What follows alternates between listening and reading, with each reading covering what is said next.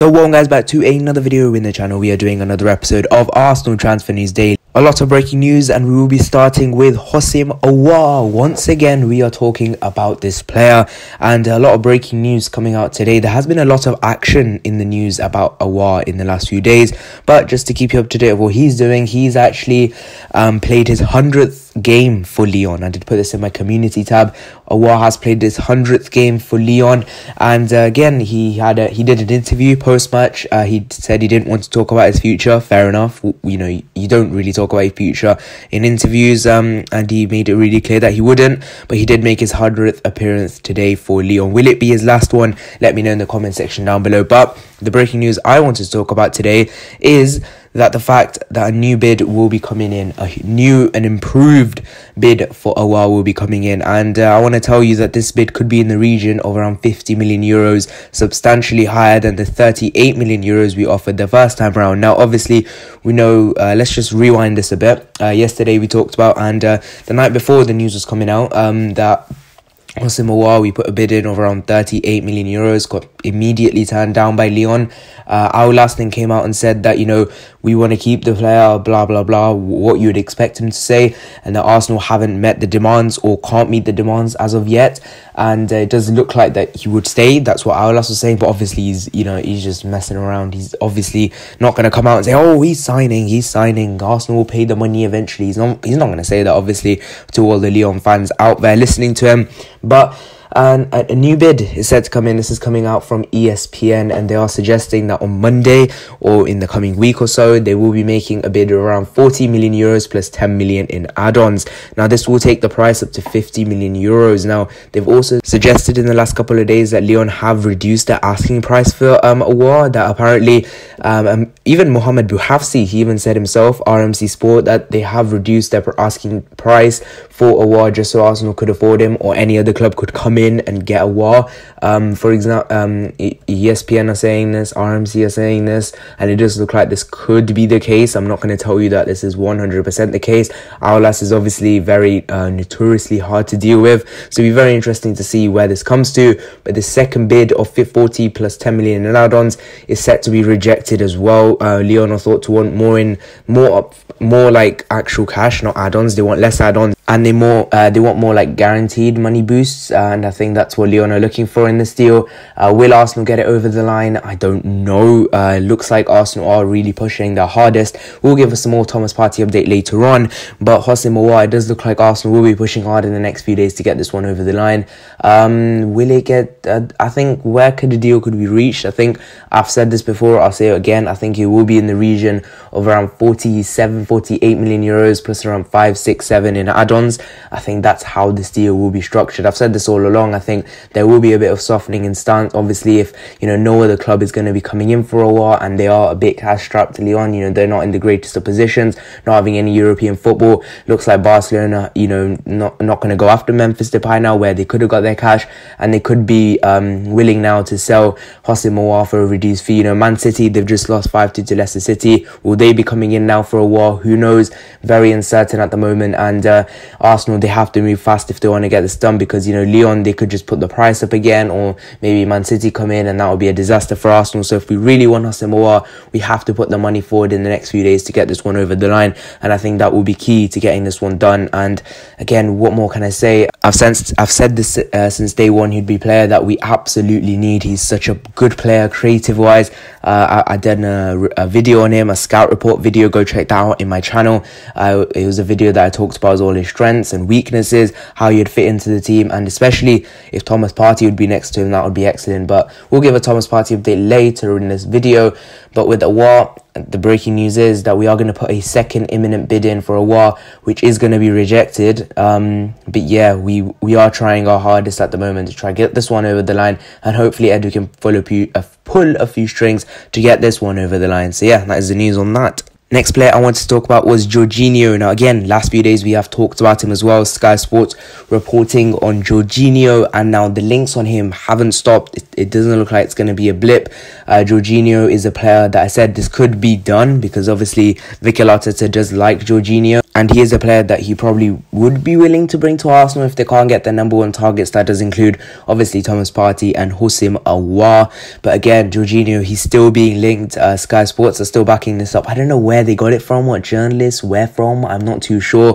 But again, I think this Jorginho one would happen if they got Declan Rice, Chelsea, and they would be, too heavily stocked in that area of CDM/CM. They would have Kante there as well.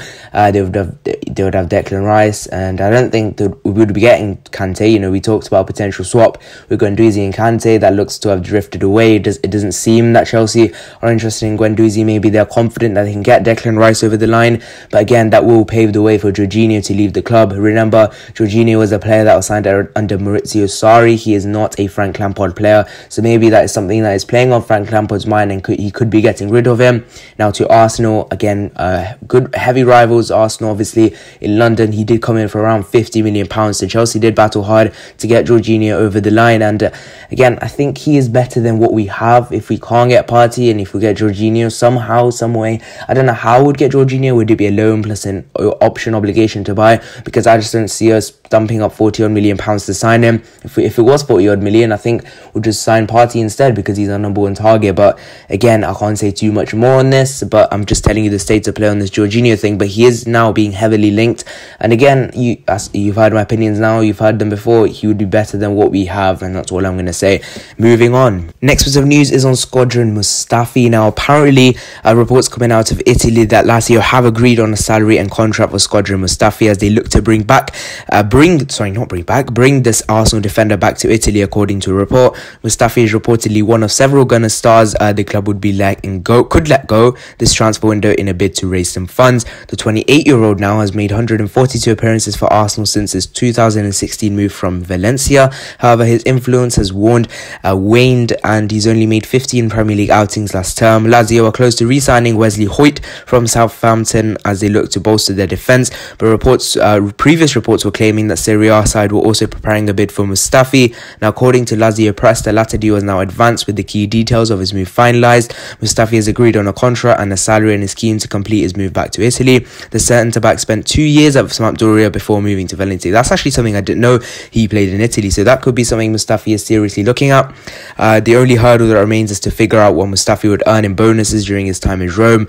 The defender's father and agent is masterminding the negotiations with Lazio, and obviously Mustafi was a key part of Mikel Arteta's plans last season, and he looks like he's surplus to requirements with Gabriel coming in, Saliba in, you've got Luiz there already, got Holding, who Mikel Arteta really likes. So it does look like Mustafi is someone that we could be letting go this summer. Another thing that must be resolved before Lazio can sign Mustafi is agreeing a fee with Arsenal. Now, this will be quite tricky. He has now entered the last 10 months of his contract, so he's in the last year, so he can negotiate a deal with someone for free in January if he wishes to. Now, reports were suggesting a week or so ago that would be around 12 to 15 million pounds. Now, I struggle to see how we could be getting around that kind of money for a player that has like 10 months left on his contract that could negotiate a deal for free. But it does look like Lazio are desperate to get this one over the line, and if they are, they could get him for around 12 to 15 million. That would be a huge boost for us to try and get our signings done. But I believe a deal would be close to 5 to 8 million pounds. That just seems a bit more realistic to me, considering the state of the contract. But I just think if we can get him out of the door, his wages around 150,000 pounds a week, if we can get that out, that would be very good for us. Again, he's another Wenger player. If we can get those out quickly, him, Bellerin, Ozil, get them all out. I don't really want them anymore. I don't think anyone else does either. But I think if we can get a Mustafi, it's a good sign of things to come. We signed him for around 35 to 40 million pounds after Germany won the World Cup. Not after Germany won the World Cup. No. 2016. What am I playing at? But again, he's just not lived up to expectations, has he? He played well for the first year or so, and then he's just sort of faded out, hasn't he? But yeah, that's the news. Now Mustafi has agreed personal terms and stuff with Lazio, but is yet to be agreed with Arsenal. Leave your thoughts in the comment section down below. Should we keep Mustafi as a rotation player? Would you let him go and we get those wages off the books and potentially a bit of money to fund moves for other players? Just wanted to give a small Thomas Partey update. Now, he has been left out of Atletico Madrid's starting lineup. You know, he hasn't played quite a few games for Atletico. He's not started. And what the AFC Bell said a few months ago, the fact that he will not play for Atletico again, is really reminiscing at the moment. And it does look like that maybe Partey could be coming to Arsenal. Now, I do think a potential deal for Partey could be done very late, just for the fact that it is a release clause.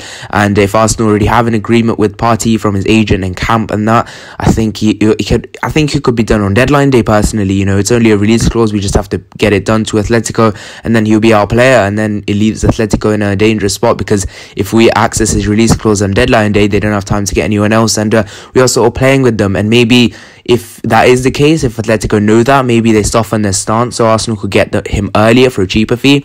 Again, it's very interesting to see what will happen with Thomas Partey, but we have to get players out the door before we make a solid move for him, or pay his release clause if that is what Arsenal want to do. But, you know, rumours are fading out with Thomas Partey, and again, will we sign him? It looks like that Arsenal are prioritising a move for Houssem Aouar. If we get that over the line in the next week, would we go back in for Partey? Would we try and, you know, would we just go and pay the release clause because we've played enough with Atletico? You know, we've made quite a few bids in for a Partey. We've offered Guendouzi, we've offered Torreira, we've offered Lacazette, and Guendouzi, and I don't think we've actually put in a cash bid in for Partey. I think we've just put players in and see what they've said, but obviously they're not interested in players.